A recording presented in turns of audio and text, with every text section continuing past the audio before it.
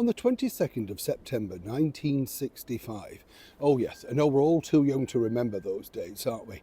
But on that very special day, a meeting took place of two what turned out to be British television icons. And they both led very different paths. Both had phenomenal success, but seemingly couldn't get it together on what they really wanted to do. As ever, let me explain. Morning, good to see you. Thank you so much for your time today, and welcome one and all brand new subscribers. I know I say this, but you don't know what you've let yourself in for now. Have you been waving? You've not. Have they not told you?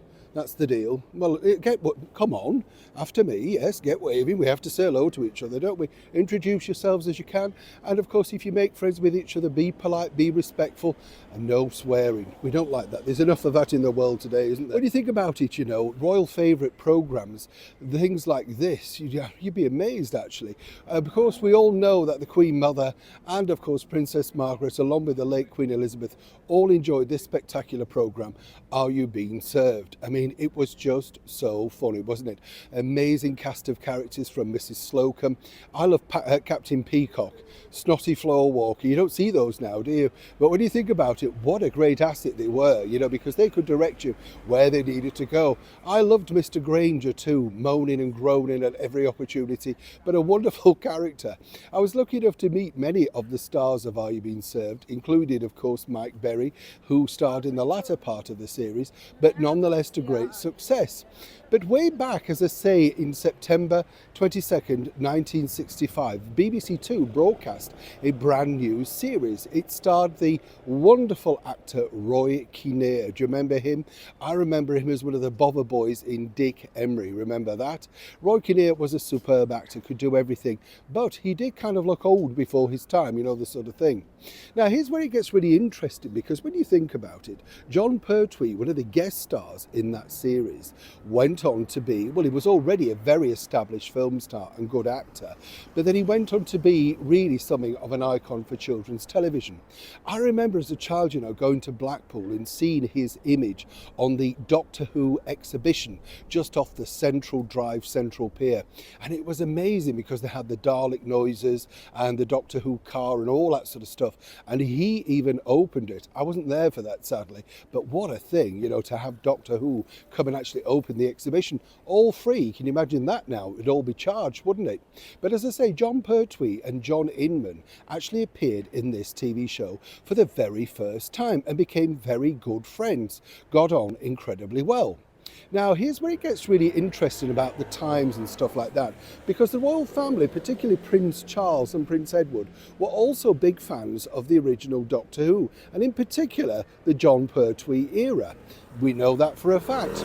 What was fascinating was that Jon Pertwee, once he got into the role and made it his own, because of course he had the cloak and the debonair look, didn't he? Very, very distinctive. Well, he wanted to call upon some of his chums to appear in the show, namely one John Inman. He thought he was a terrific actor, born in Preston, cut his teeth on the South Pier in Blackpool, and then of course, as we know, in the latter part became an international icon, all thanks to the role of Mr. Humphries in Are You Being Served? But according to a very well-placed source, it didn't matter how much John pushed for this, the BBC said, no, we couldn't have him. He's too camp, he's too effeminate, and people wouldn't see him as a baddie or a goodie. It just wouldn't work.